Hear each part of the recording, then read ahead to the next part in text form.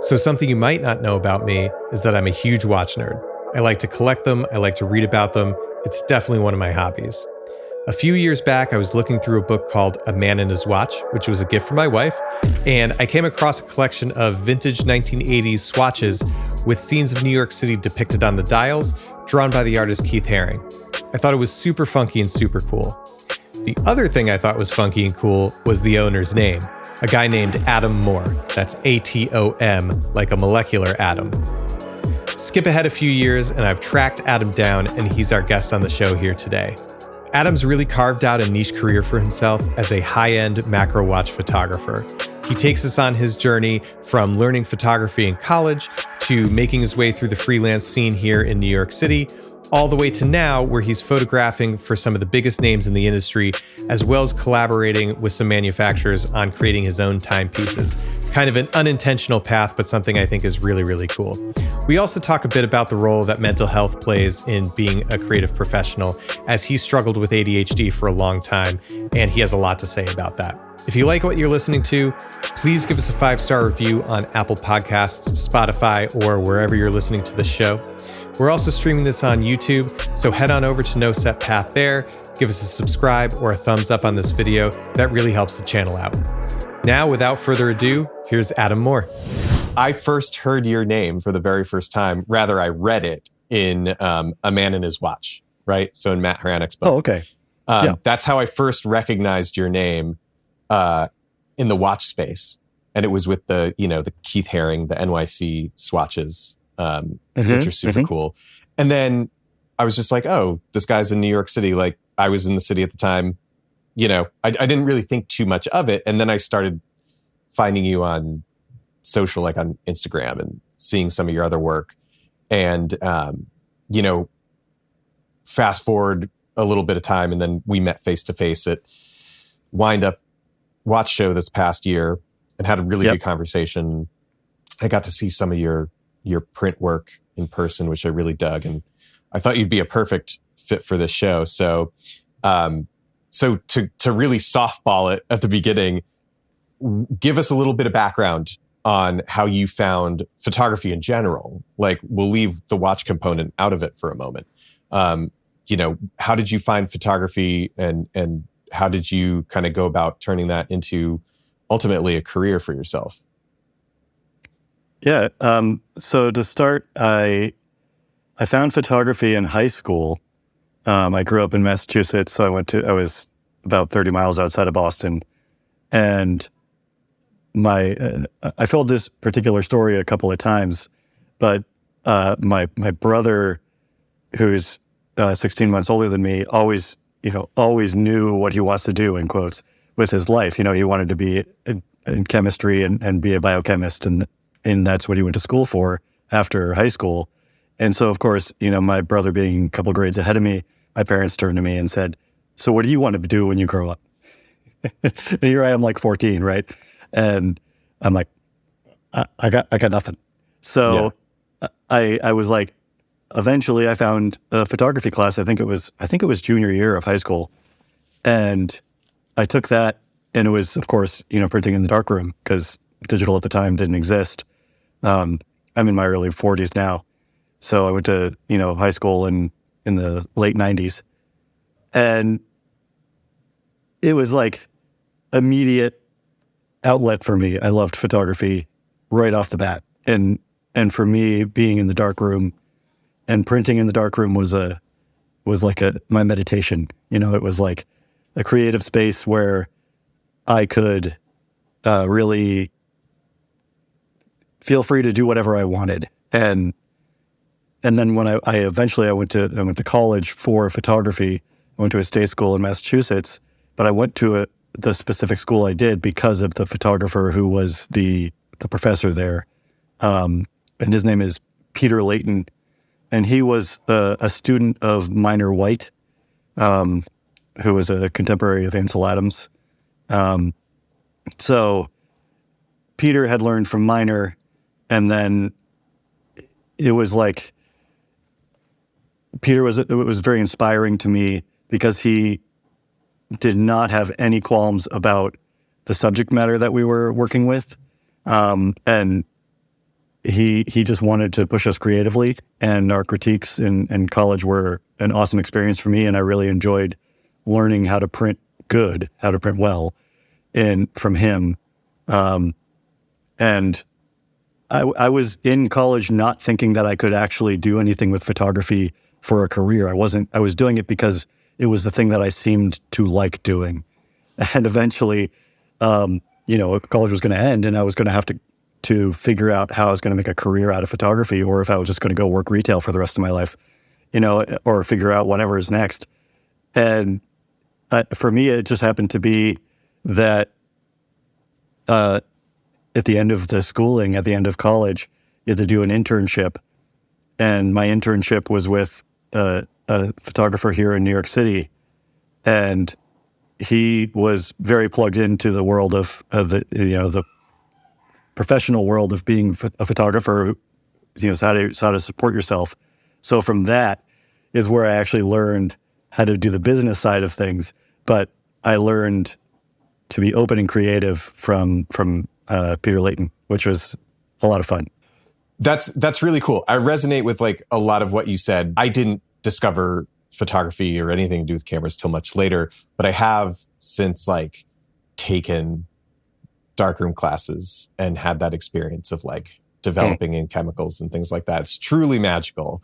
And all that is to say, it's like you really started your roots with like the love of the process, so to speak. Like this is just something that you found that you resonated with, and you just threw some stuff at the wall, see what would stick in terms of like making a living out of photography. And I think a lot of people would also resonate with the idea that, you kind of learned as you went, like you found this thing that you loved, and then you had a mentor, somebody who kind of helped show you the way, or you learned on the job. All these things are kind of common tales in the creative space. That was probably one of the last generation of people to really learn on film and work in a dark room, and then go out into the world and immediately be thrown into digital. So the guy I was interning for, he was already doing half digital and half film, and he was pushing his clients to do more digital because he knew that's the way it was going. And of course, most professional studios in New York City at the time in the early 2000s, this is probably about 2004, 2005, were using medium format digital because that was really the way to go at the time. There was the old Kodak backs. I'm a huge camera nerd, so oh yeah, same. So like, like the Kodak DCS backs and the early phase one stuff. Yeah. So I really, it was like it was this wild transition from learning how to see and how to shoot and how to think about with film, and then when you go into the professional world in New York City, I was like, okay, now we're shooting digital, and the ability to show it to the client right away, or, have the ability to manipulate it afterwards very easily and not have to wait that extra day to have the film processed, and it's nowadays people are shooting film just for fun because 99% of professional photographers are shooting digital because of just the ease of workflow. Yeah, it's interesting. I feel like it's just reversed itself. Like the polarity has flipped. Because, had I found photography at the same time you did, I would have learned in an analog way. I would have learned on film and developing in darkroom. I didn't find it till later. So I started digitally, and I'll include the filmmaking side of this as well. Started digitally, and then I've backtracked to the analog realm, mostly just to have fun with it.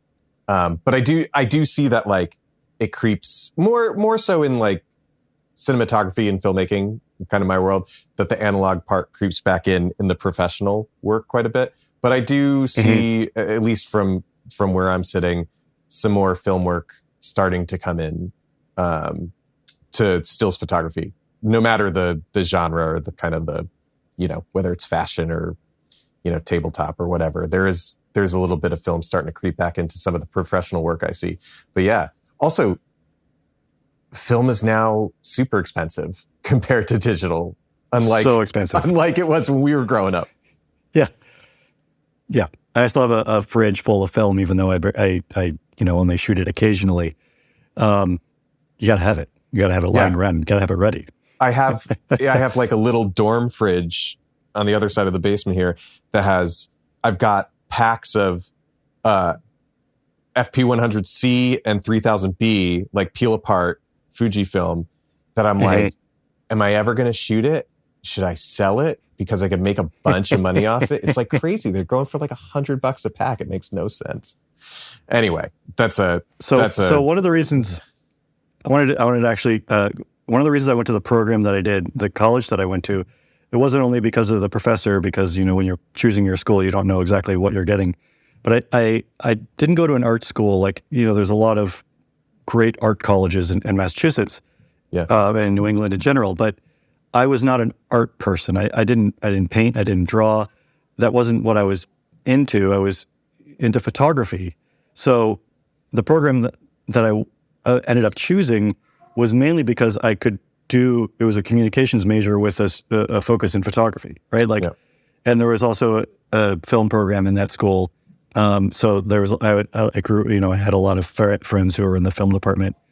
But there wasn't an art program. So it wasn't like I was going to mass art and there was like, I had to go through my drawing and painting classes first. And even in those art colleges where you're focusing on photography, you really couldn't touch the high-end cameras, the Hasselblads and the medium format stuff until like junior or senior year. And one of the reasons like I was saying, I chose where I went was because they allowed you to use Hasselblads in your sophomore year.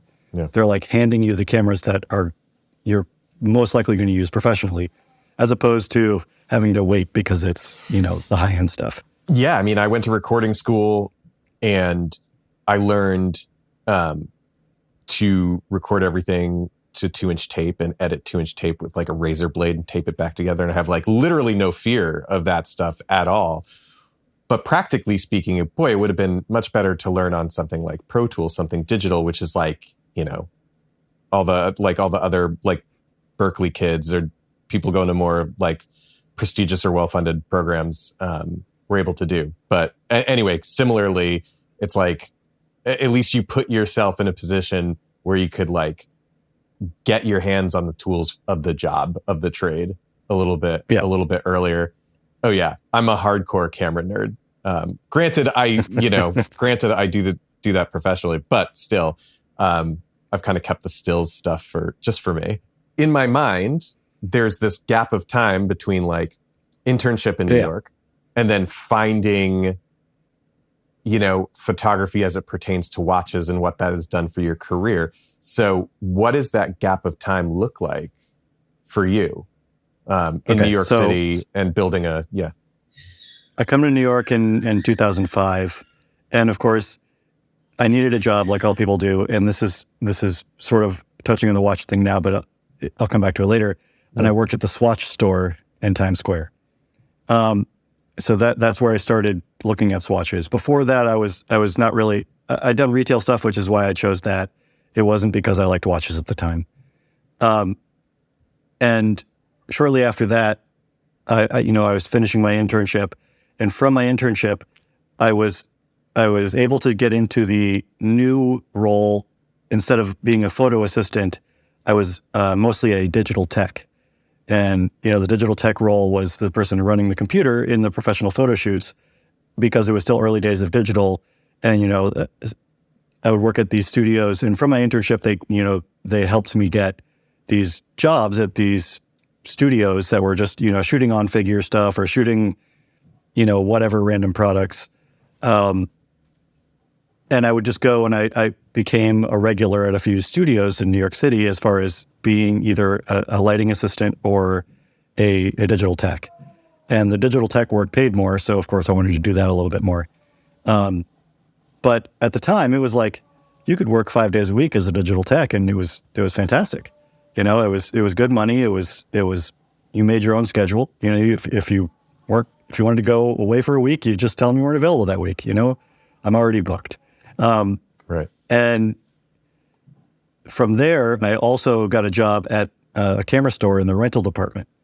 And that was very helpful because then I had to know all the cameras that we were renting, and inside and out, right? Because if somebody calls on the phone and they've rented the camera and it's jamming, still half of the rentals were medium format film.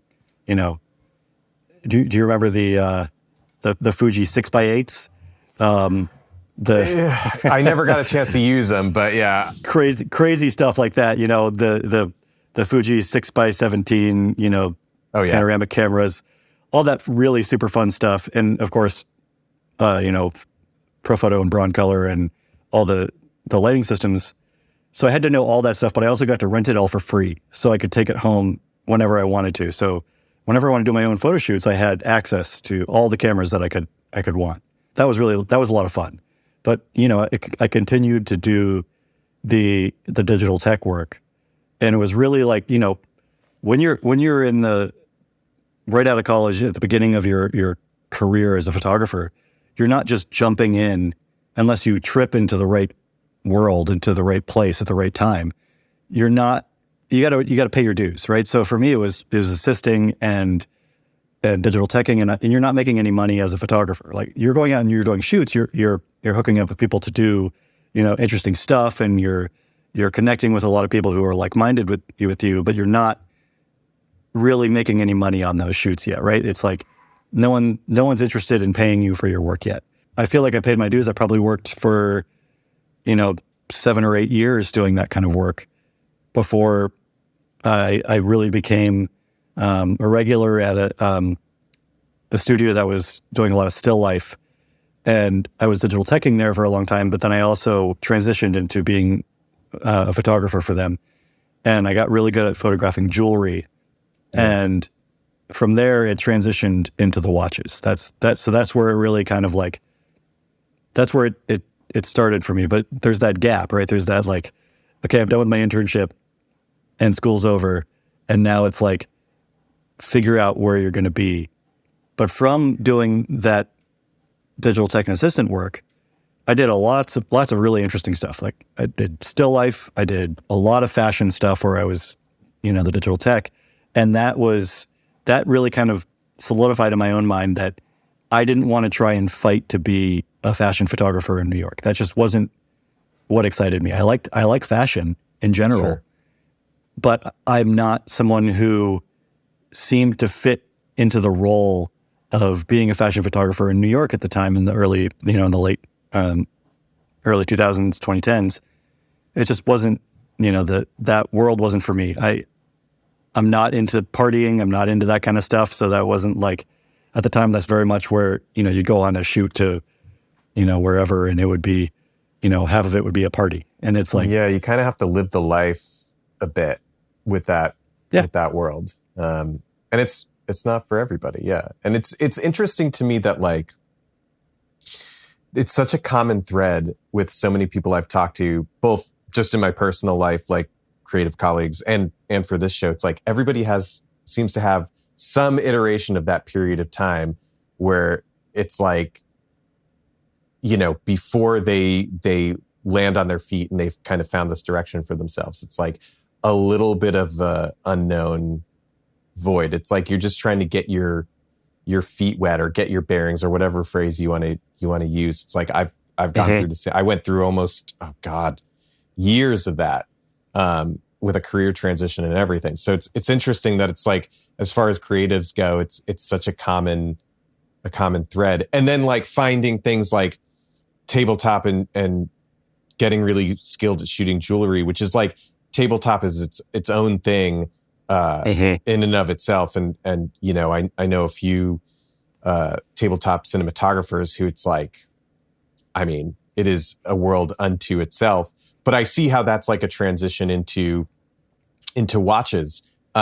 So I do remember, because I just read it yesterday to refresh my memory, going through Man and His Watch, that you are kind of quoted as saying you were never really into watches to begin with. So to kind of tee this up a little bit, and how most people would know you if they were to look you up online or on social media, is you are a watch photographer, specifically like a macro watch photographer. Do I have that right? Yep. That's how you That's would correct. classify yourself?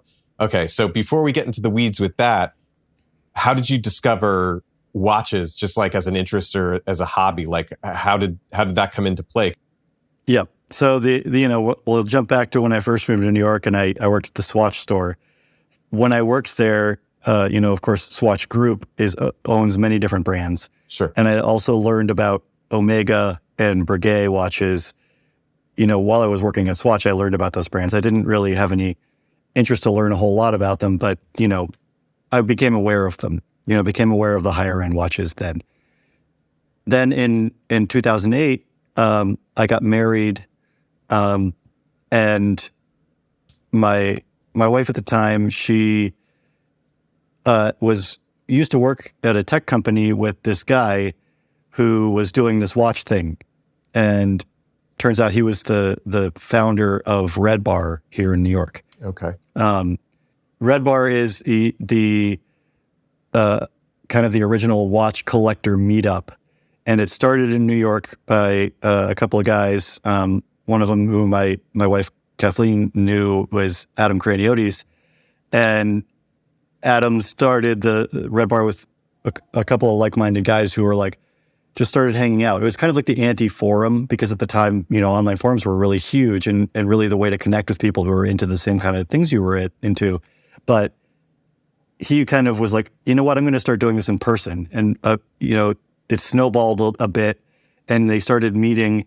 At first, it was at a bar called Red Bar, which is where they got their name. That bar eventually closed, but they sort of kept the name. It's like, are you going to Red Bar tonight? It was like one of those things that just became the commonplace term. So it just stayed being called Red Bar.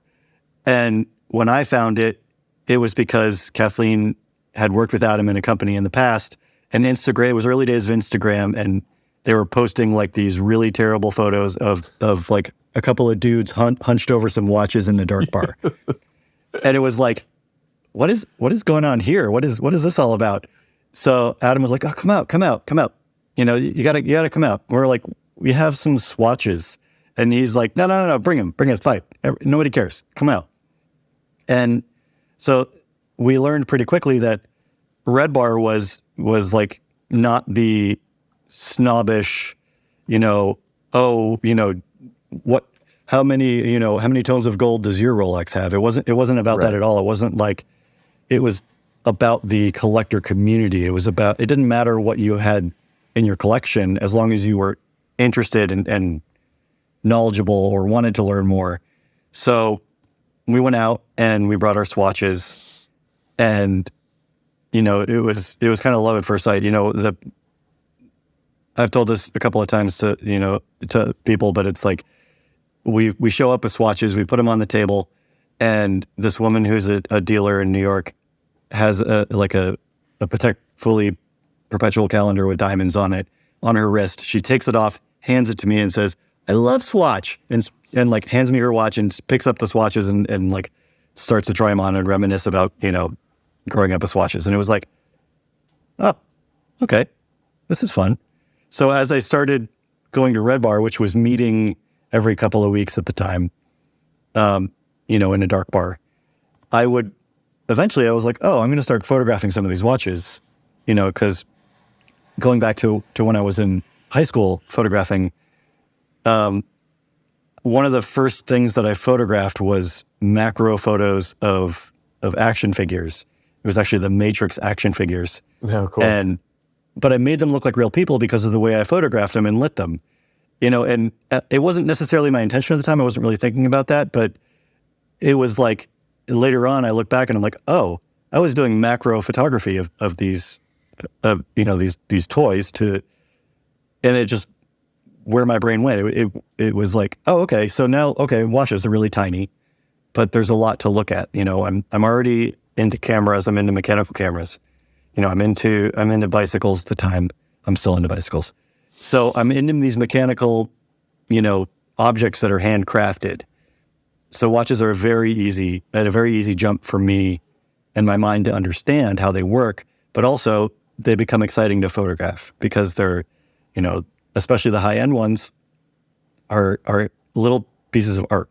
So, I start getting into that, and I start bringing cameras and different lighting setups to this dark bar.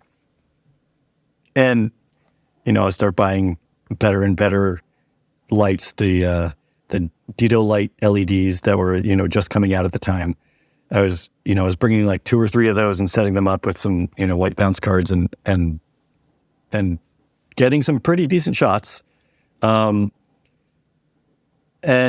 from there, I actually started working in watches because one of the members was this guy, James Lambden, and he owned a company, and it was very early days for him. He only had a couple of people working with him at Analog Shift, which is a vintage watch retailer in New York.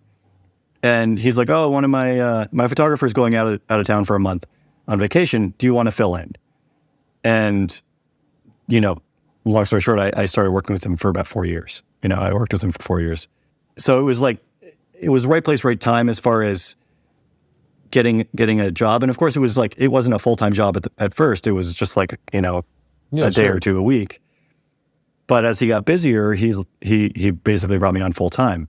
And I was still doing, digital tech work and that sort of thing and assisting, but I was also, I was saying I was doing, from that I transitioned into doing photography for these, watch and jewelry, and then it became watches. I actually shot some early gilt group sales that Ben Clymer was from HODINKEE was he put together these sales. There were just a bunch of Rolexes at the time. Yeah. But I was like, oh, what's HODINKEE, and so it was the early days of HODINKEE. Red Bar had been around for a few years. I fell into Red Bar, and then from that ended up getting a job that I became full-time at, doing not only photography, but watch photography. Being in New York City, making a living as a photographer, it kind of didn't matter what I was doing because I really enjoy photography, right? So I enjoy the process of it. I enjoy the being on set and working with people and to the common goal, right? And the common goal is to make wonderful pictures and tweak the lighting just a little bit here and see how it changes and how it becomes different, and thinking about the final product and the output of the image and who's going to see it, right? And all of that was very interesting for me in my mind and the way my brain works. So it didn't matter that I was working on like these fashion shoots or photographing, comforters.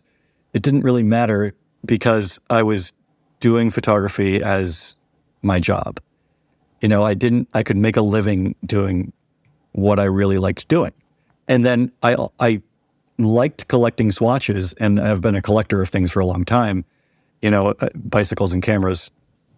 So it was easy to become a collector of watches as soon as I found Red Bar, because you learn a whole lot about a lot of really interesting stuff. But from there, becoming a person who's getting paid to do photography of watches, it was like, it was a wild, self-fulfilling prophecy kind of thing that was like, this is amazing, this is awesome that I'm able to do this. But it wasn't overnight. It was like, I really had to know what I was doing with photography in order to be able to photograph for James at an Analog Shift and have him not just be like, okay, the month is over, have a nice day, we don't need your work anymore. Mm. It was really like, because I was already good at still life photography, and I was able to help build the image side, the photography side of his business. That's how I was able to like transition into doing the niche within the niche, right? The niche being photography as your business, and the niche within that niche is finding a very specific thing that you become known for, which is watches. There's a few things there. First of all, pat yourself on the back because, you have been able to survive for so long doing what you love in one of the most expensive cities in the world. And I think, as a creative person, that is one big box ticked off the list, is like finding something that you can love. The phrase or the saying, find something you love and you'll never work a day in your life. Like that's kind of the concept. And there's exceptions, but for the most part, it's like, yeah, you get to make a living doing what you're passionate about. But then there's also this part, if you look into even to something like marketing yourself on social media, or like trying to, build an audience or whatever, you want to find your tribe, you want to find your community, right? And you did this all super organically. I just have this image of like you being the guy who shows up at the dark bar with all the bright lights, taking pictures of all the watches, which is pretty great. But it's like you found your people, right? And you were able to find this intersection of community. I didn't know they were my people. Right. But you put yourself out there. And I think that's such an important part of the whole like creative journey, is like find something you're passionate about, put yourself out there, and then you never know the twists and turns that you're going to experience. Can I throw some reality in here? Yeah, please. So I realized that the way I told my story, it makes it sound like it was, all super easy, right? It like just sort of fell into place. It did fall into place, but the reality is, I worked hard in the particular field that I wanted to be in, and when I moved to New York City, I lived in very inexpensive places. I was like living with friends' sisters who had a place out in Queens or whatever. It's like I've made some friends with somebody in Bed-Stuy and moved into their brownstone, and it was like I was paying very little in rent. And those were all lucky situations in themselves, right? I got lucky because it's very easy to move to New York City and then really run out of money really fast. Then when I got married in 2008, I was, my partner was somebody who had a full-time job. And if I wasn't working, they were able to, we could still put, food on the table. It didn't, my business wasn't the entirety of making things work. Then there's another monkey wrench that gets thrown into all of this, and that is mental health stuff. So I didn't find out, and I didn't learn this about myself until I was in my 30s, but I have ADHD. And I didn't know this growing up. I didn't know this in high school and college. Like, looking back, it's very clear that, I had ADHD tendencies, but in my own mind, I was thinking ADHD means hyperactivity, right? It means that you act a very specific way. And in the time when you and I went to high school in the 90s, it's totally fine that your cat is here, by the way. I love cats. It's just... and if I was home, I'd have my cat crawling in my lap right now, too.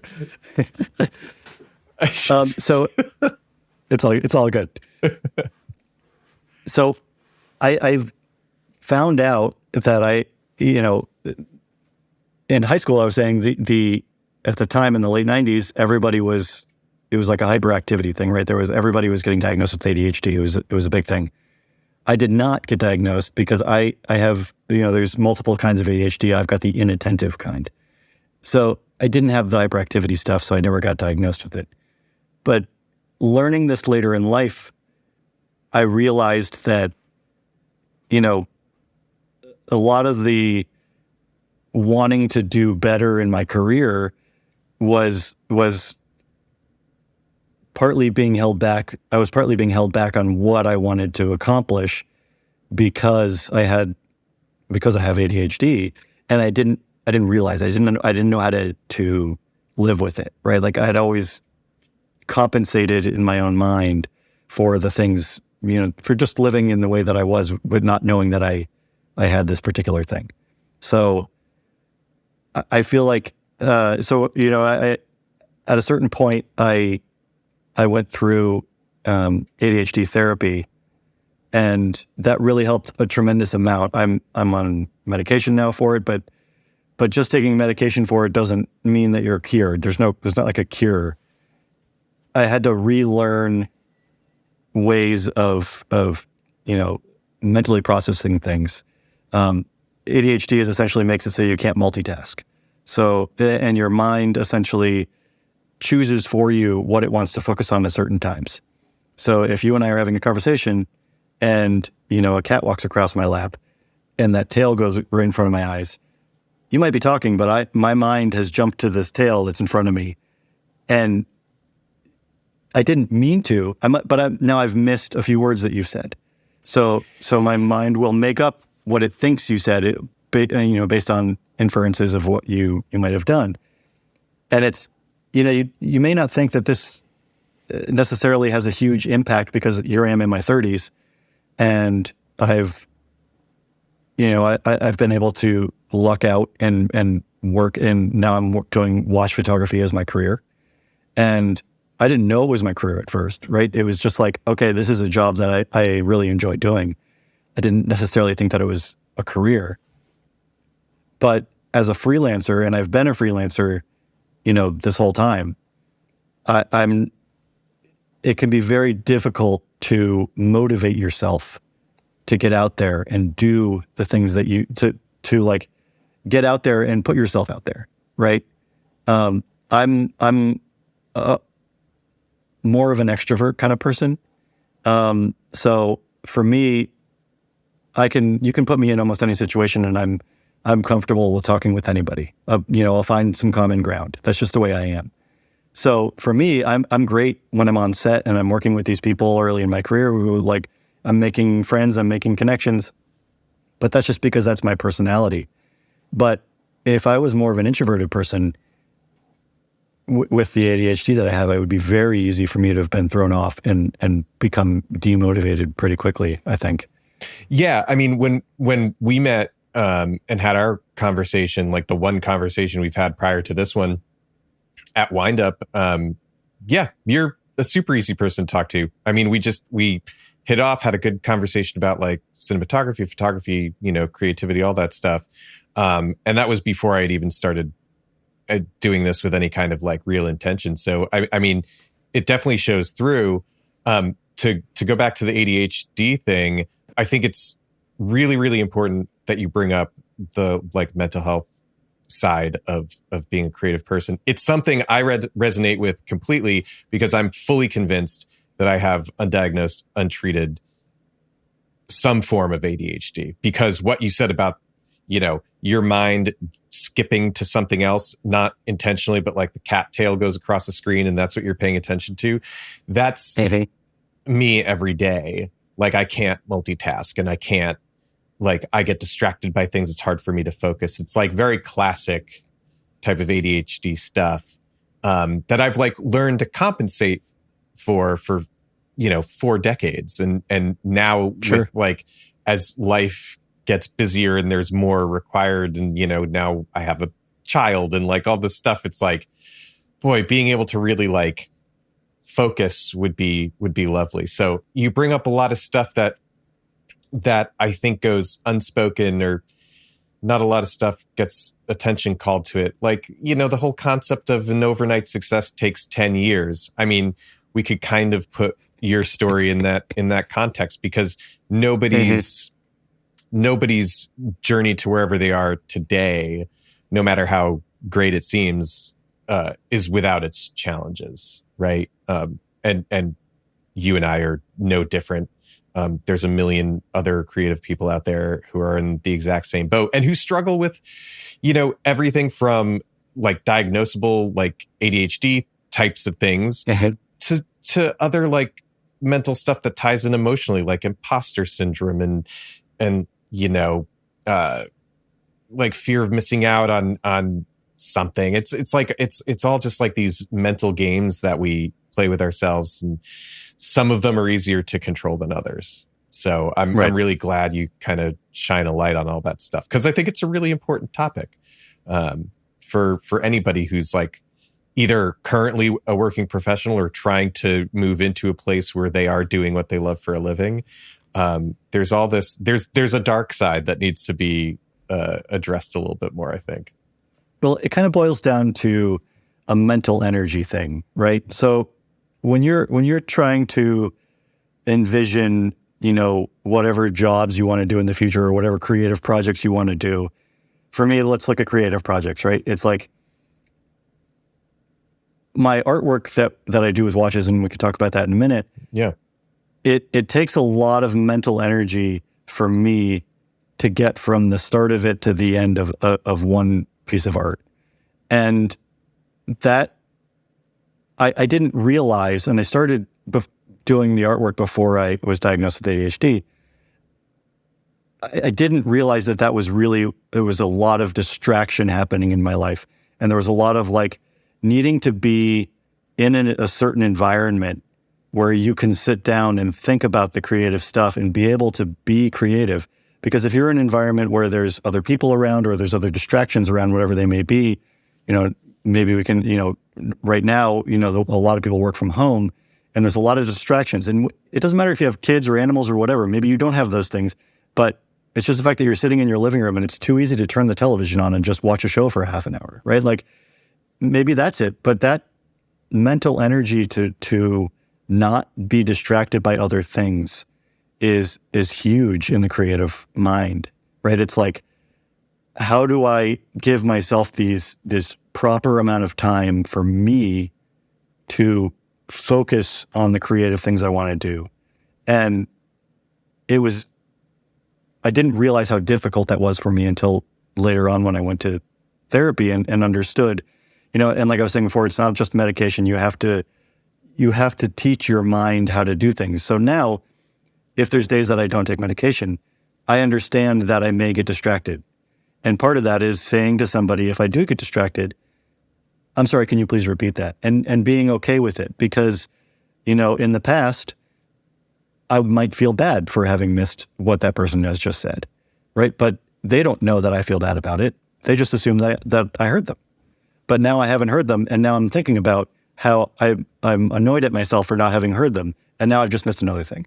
So it's like, it's this mental energy thing where you have to really concentrate and focus on it. And for me, it was taking a lot more mental energy than I was understanding to get to a creative place. And now that I understand it a bit more, and I've, spent some time working on myself and understanding how I function, that has really helped me be able to be more creative or understand when I'm too distracted to be in a creative space. I love that this has come out of this conversation. And part of why I enjoy doing these so much is, I can list out any number of like bullet points or, a structure for how I would like to take a conversation, but it's these kinds of things. When they come out, it just adds like a whole nother level of depth to the conversation. It's all stuff that I really like. I resonate so much with. I can't even tell you, and it's so funny. It's like in process right now. There was something else I was going to say, but I got distracted by my cat. Keeps walking in front of me. So anyway, I guess the proof is in the pudding. I always found mental energy wise, like I really resonated with being in the dark room because there were none of those distractions. Right. And I could like really, It was almost like a meditation for me where I could focus on just the process of making. When I think back about that now and being in the dark room, it's like, exactly what you just said. I understand why I was able to be really good and hyper focus on a thing that I enjoyed doing. Yeah. Right. So let's take the Omega Speedmaster, which is a watch that a lot of people know. I would photograph so many different variations of those because they've been around for such a long time. Yeah, sure. And then I would then look at, okay, I've got 20 different photos of different watches and they're all slightly different. They've aged differently. So maybe some of the dials are different colors. I would look at those and think, oh, well, what if I took some of these images and I put them together and had just played around in Photoshop and had some fun with these. And, one of the things that I ended up doing was the military watches with the different little British military arrows on them. And each one of those was like slightly different because they were done by a different company. And as a person who notices the details, I was like hyper focusing on these tiny little elements of the watches. And,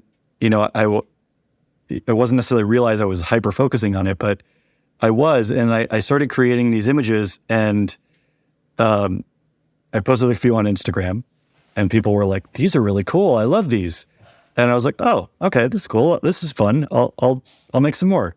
So I actually started printing them out, and I still do them today the same way I did them before, which is I found a printer here in New York that does the prints on metal. Yeah. And so they take these aluminum plates and they dye sublimate onto the aluminum. And it just made sense to me, partly because I hate framing things. It's so much money. You get a piece of art from an artist that you love, and it's just a piece of art. And now you got to go spend $300 getting it framed. Yeah, And maybe you didn't even spend $300 on it. And it's like, as a person with ADHD, that would just sit in my pile of things that need to be framed and never get framed. So I was like, oh, this metal thing is great because I don't have to think about framing any of it. That's part of my thought process on printing out metal, but also because they're watches and they're often made of metal. I started creating, as I was working in NLR Shift, all these different artworks. And I actually had a photography show that was half of, I call them mashups. So it was half of my artistic mashups and half just macro shots of watches that I had printed on metal and pretty large. And by pretty large, I mean like 3 foot square. So, quite big. And at the time, I had a friend of mine was managing a tattoo shop that had an art gallery inside of it. So he's like, "Oh, come show your artwork here." And the general public came because, of course, it's an art opening, and they have got wine and it's free. So it's the best way to drink for free in New York is go to art openings. Yeah. And this one woman came up to me and she's like, "Oh, you're the artist?" And I'm like, "Yeah." She's like, "I don't know anything about watches, but this looks like art to me." And I was like, I actually was like, "Oh, you know what? I was doing this for fun, but other people are telling me that they think this looks like art. And you know what? It is. And I'm having a lot of fun with it. So I'm going to continue doing it and extrapolating on it. And that's now my, I don't get in the darkroom very much. It's been years since I've been in one. The creative process of taking the images of watches that I've already done and taking the different elements and putting them together to make whatever I want is my artistic process. It's my being in the darkroom. Yeah. And I think it's really important to have those outlets, right? Where you can still take these things you love and, like you said, mash them together, but create something that's really just for you, or something that you can share that doesn't carry like a paycheck attached to it or something like that. I think it's really, really important for anybody who's creative to have, and whether you do that professionally for a living or on the side, if creativity is your side hustle, for lack of a better term. It's I still think it's really important to have those creative outlets. And, I just looked through the shop yesterday, just as I was prepping for this. It's I love the Grand Seiko pieces. I think they're so cool, especially the aqua blue dial. I think it's the river or something is what it's called.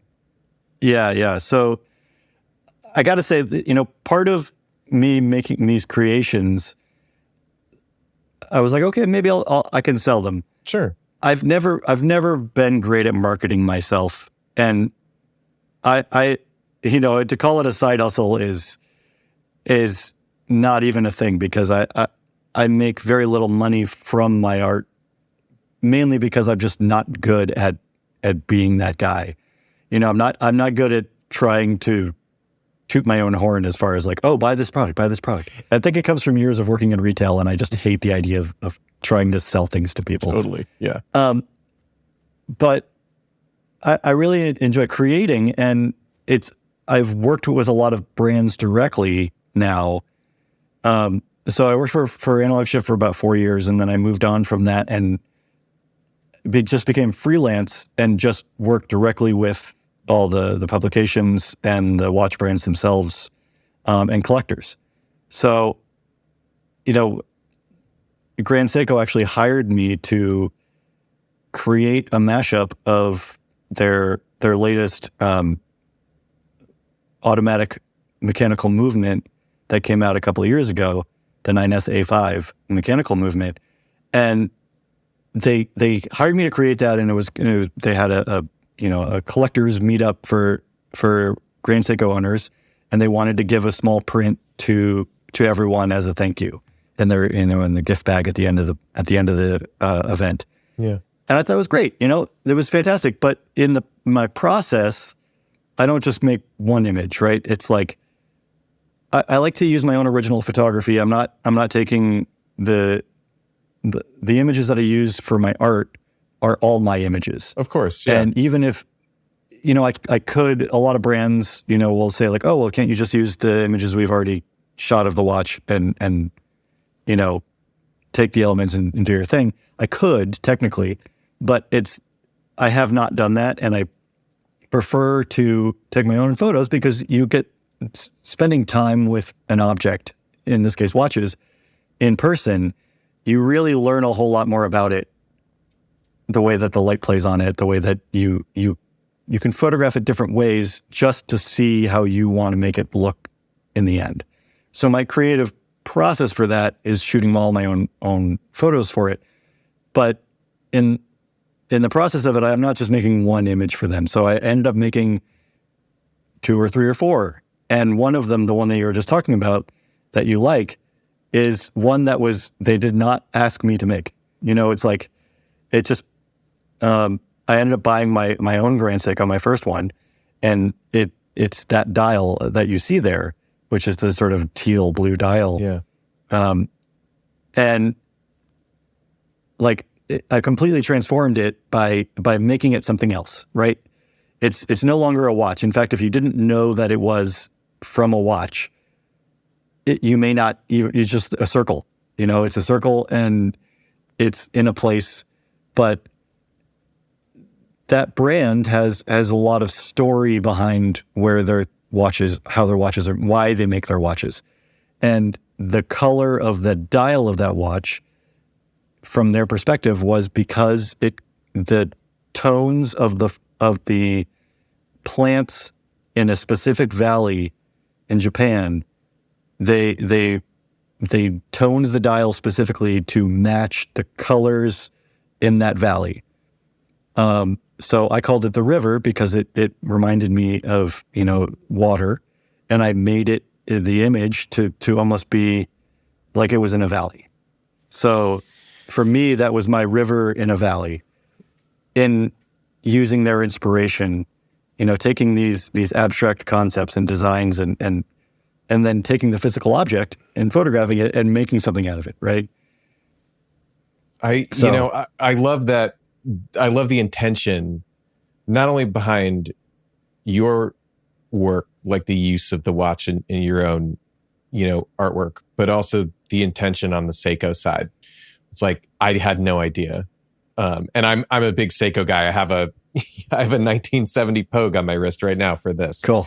So I'm a big Seiko guy, and I brands have, especially brands that are that old, have like lots of story behind them. And I love the intention behind, like, oh, well, this speaks to who we are. So we want to put that subtle detail, even if it's just the color of the dial. We know it's there. We know it's part of the story. Whether, the rest of the world knows or not isn't really important. It's just the intention behind it. And I dig that, your intention, carries through. Like, your intention was different, but that's not the point. The point is that there is intention. It's not just like, hey, let's make something cool. It's like, let's make something beautiful that maybe somebody hasn't seen before. And here's why. You're starting to build your story, right? Not just as a professional, but also as an artist. And through your intention and through your creation and through your community, you've now wound up doing things like watch collaborations, which I think are super cool. There's the Fat Arrow, which is on your site that can be purchased. But you also had, I know we talked about it, and I had to go back and look it up to remember the collaboration, but it's the Moritz Grossman watch, which was, super, super limited run, as you explained it to me. And we can talk about him specifically if you want, but, the point is like, it's cool that kind of the culmination of all these different roads you've been down is now, at least for now, coming to this kind of point of collaborating with brands on these standalone timepieces, which is super cool to me. Like it's just like between your expression as an artist and your enthusiasm as a watch collector, and it's just everything. To call it back to mashing it up, it's like mashing it all together into these collaborations, which I think is really cool, especially as a watch nerd. I think that's really cool. Yeah. So both of these collaborations actually came from me doing work for these people, right? So it was the relationship that I have with each of these brands that sparked the idea to do what we eventually did. So it's really, it's really about the way that you communicate with your clients as a creative freelancer, somebody who's working for yourself. You never know where things are going to lead in the future. And it really is like, for the Moritz Grossman one, that I went in 2019, I went to their manufacturer in Glashütte, Germany, and I photographed their manufacturer and the people working there and their watches and their watch parts, which they make everything by hand, and they're a soup to nuts manufacturer. They do everything. And it's all on an extremely high level. And I've owned a few of their watches in the past, and I wanted a specific one. They make a 37 millimeter watch, and I like vintage size watches, 36, 37. I really like that. And there are other more modern watches that I owned in the past are more on the 40, 41 side, millimeters wise. So I really liked this size watch. I was there. I wanted to order one, and they said, why don't we make a custom dial for you? We really enjoy doing custom work. And from that, we developed an initial design, and they were like, oh my gosh, we like this design so much. Would you consider allowing us to make like a small limited run to sell? And I was like, of course, the Adam Moore watch. Yeah, this is awesome. Not only am I going to get a custom piece, but like we can share the design with other people. This happened, of course, like I was saying, in 2019 and into 2020. And then, of course, the world shut down for a couple of years. Yeah. And things were, so that got pushed back until the end of last year, when the watch actually became what it became, because we ended up using a dial technique that we hadn't intended in the beginning, but because that person, there's like one 70-year-old watchmaker who does this particular dial technique. And so we were able to do this limited run of only 7 watches and create this awesome piece. Now, for me, if neither of these collaborations sell out, it doesn't matter to me. Like, the commercial success of these, of course, is great. I would love for them to be commercial successes, but the real success for me is having the final product, having the watch for myself, right? Like, that's to see the actual piece and have it in my collection as a thing that I know I'm never going to get rid of, because it's, there are a lot of people are watch flippers and they buy a lot of things and sell a lot of things. I'm not usually like that. I buy things that I really like that I want to wear. I don't buy anything and put it in the safe because I know it's going to be worth money later. So for me, this is like an heirloom kind of piece, right? This Moritz Grossman. It's an expensive watch. It only tells the time. It's time only. It doesn't even have a seconds hand. But knowing that these people are artists in themselves, and I've collaborated with them to make this artistic vision come to life, is fantastic. Then with the Fat Arrow watch, I did with Roland Murphy, who runs RGM watches out in Pennsylvania. Roland and I worked together, several times doing photography for him and going to visit him down in Pennsylvania. And at the end of 2021, he got a hold of me and said, hey, ever thought about making one of your art pieces into a watch? And I was like, of course, all the time. Like, I would love to do that. But I just never have, my ADHD hasn't allowed me to make that project become a reality yet. Yeah, I didn't say it like that, but there you go.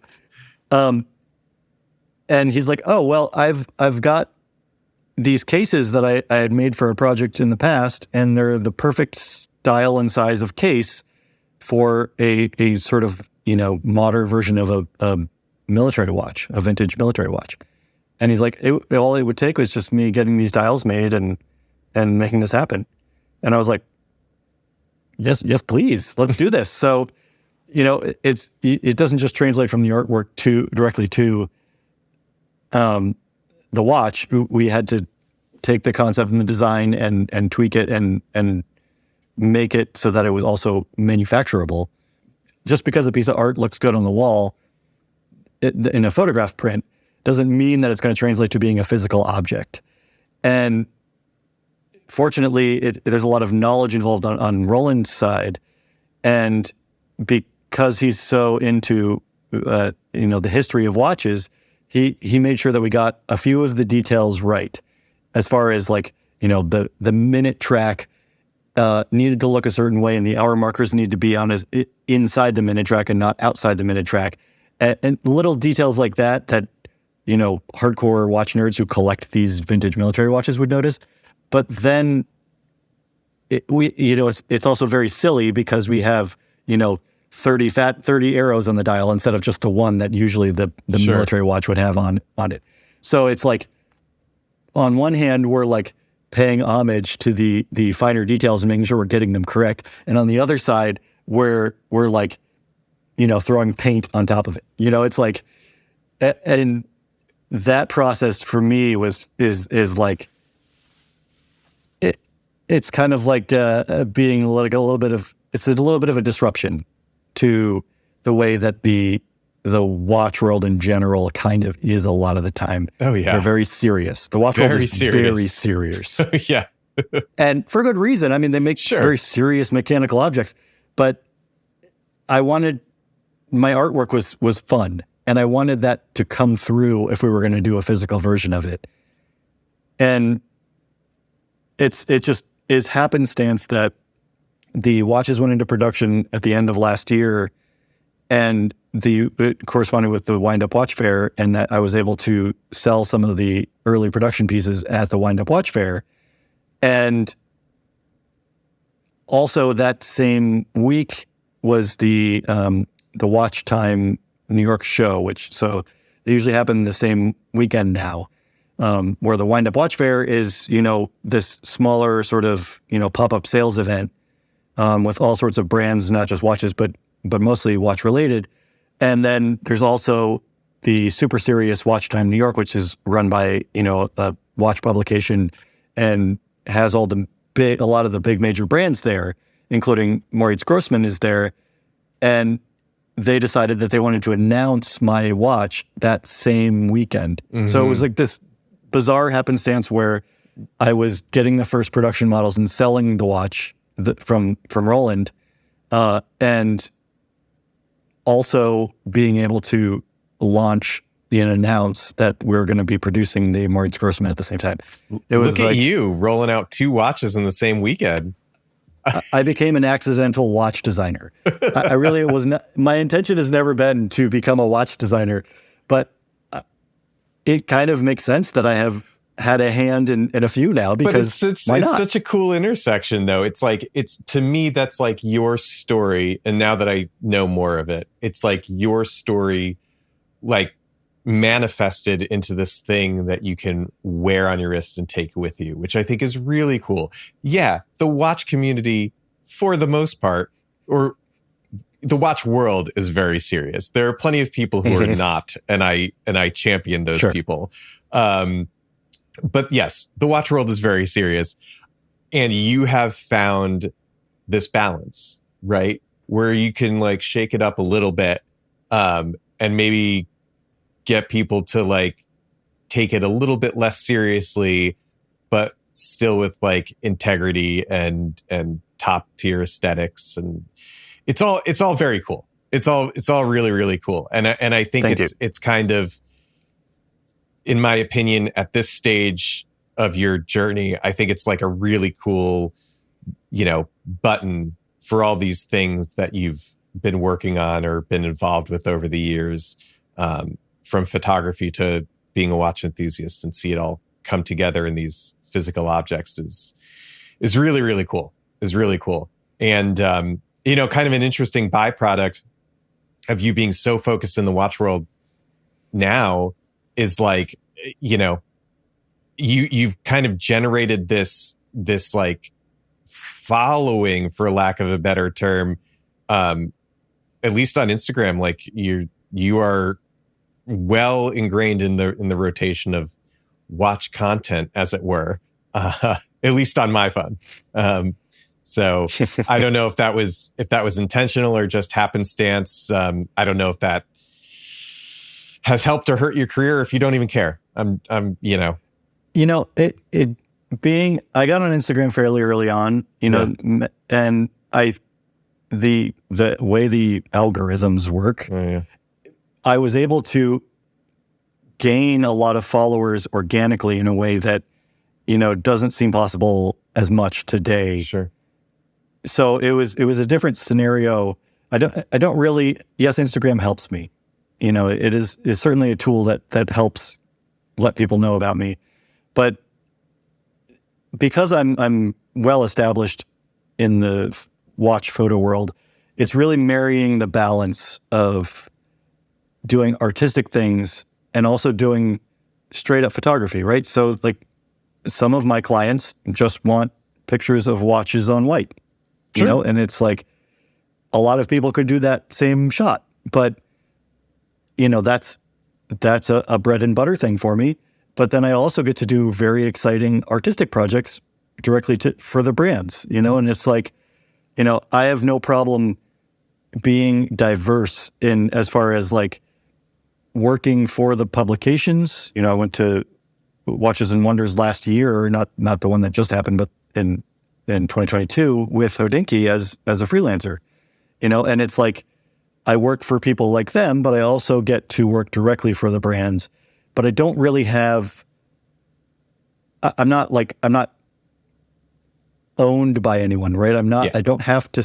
I don't have to kowtow to the being a journalist, and I don't have to, kowtow to the brands. I don't have to. I can say what I want to say about anything because I have created a space where I am all over the map, and maybe that means there's less consistency in some areas of my work. If I was just focusing on the straight up, product photography, I'm sure I could be a little more successful in that if I didn't pay attention to my art quite as much.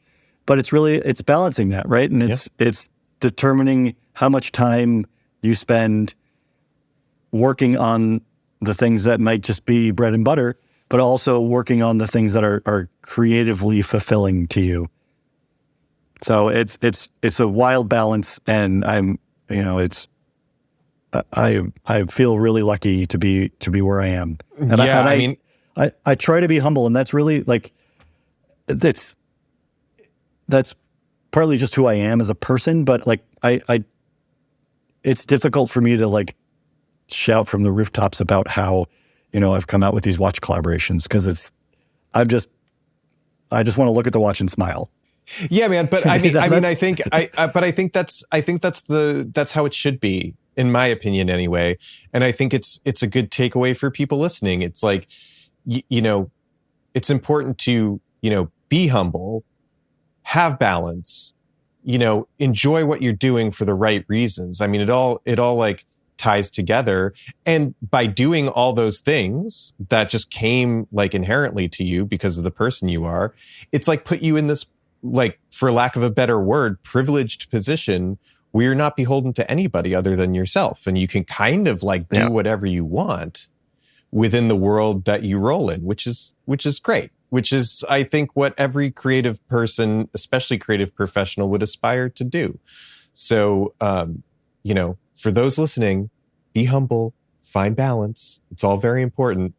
And I think that's a really great way to kind of wrap everything up. Although I do have one question that I want to bookend all this with, only because it's how I even learned about you in the first place, was how did you wind up in Matt's book? How did you wind up in A Man and His Watch?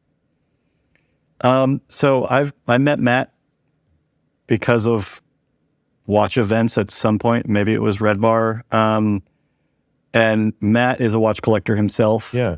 And I actually own one of Matt's watches. Cool. He sold it to me at some point. And, we just kept in touch through watch events. And eventually he told me he was doing a book. I knew his background in, in magazines and whatnot. And he reached out to me when he was shooting that book, when he was putting that together. And he asked if I wanted to be a part of it. And I was like, well, of course. And of course, I'm going to bring swatches. Because, swatches to me represent not only where I got into watches, but also they are the less serious version of watches, right? Even though they're owned by a large conglomerate, they are, especially in the early 80s, with let's take the Keith Haring swatches. They collaborated with Keith Haring, of all people, who was, his art was well known and well liked, but he was a controversial person as an artist. And that it's awesome that there are Keith Haring swatches and that they exist today. It's wild. It's fun. And, if I could, it was so that's like, but then looking at the book, people will know me from that, right? They'll know me from, oh, you're in A Man and His Watch. And I'm like, yeah, I'm the swatches. That's what I say to people. Yeah. I'm the swatches. And it's really funny, actually, because Kathleen and I ended up, this isn't the funny part, Kathleen and I got divorced in 2019, but I recently got remarried. And my wife's mother, my now wife's mother, bought me a copy of A Man and His Watch for Christmas last year. And without realizing that I was in it, she was just like in a local bookstore and thought, oh, this looks cool. And it has to do with watches. And I'm going to get this for Adam. And she gave it to me. And my wife and I looked at each other and we were just like, okay, how do we break this to her? That's actually really funny. It was really funny. That's really funny. Adam, this is great, man. I'm so glad we were able to do this and you were able to carve out some time to talk to me. Absolutely, me too. Yeah, thank you. People who are, you're more than welcome. For people who aren't super familiar with you and want to find out more about you, like where can people find you online? Well, I go by my name, but it's I am the molecular Atom, ATOM. So atommore.com, ATOMMOORE. And that Adam Moore is also my handle on Instagram. It's where you can find most of my stuff. You can find the latest work, of course, on Instagram. That's where I post a lot. But if you want to see, back catalogs of things that I've done, check out my website. I sell prints on there, but you don't have to buy one. You can just look at the pretty pictures. Great. Excellent. Thanks again so much for doing this. Really appreciate it. Thanks, Drew. All right, folks, there you have it. That was my interview with Adam Moore. I'll be sure to put links to his Instagram and website in the show notes. Please swing by and check out what he's up to. If you want to find out more about this show, you can find us online at nosetpath.com or on Instagram at nosetpathpodcast. You can also learn more about me, your host, Drew English, by going to drewenglish.com or Instagram at drewenglish with 2 H's at the end. Thanks so much for being here, and we'll see you next time.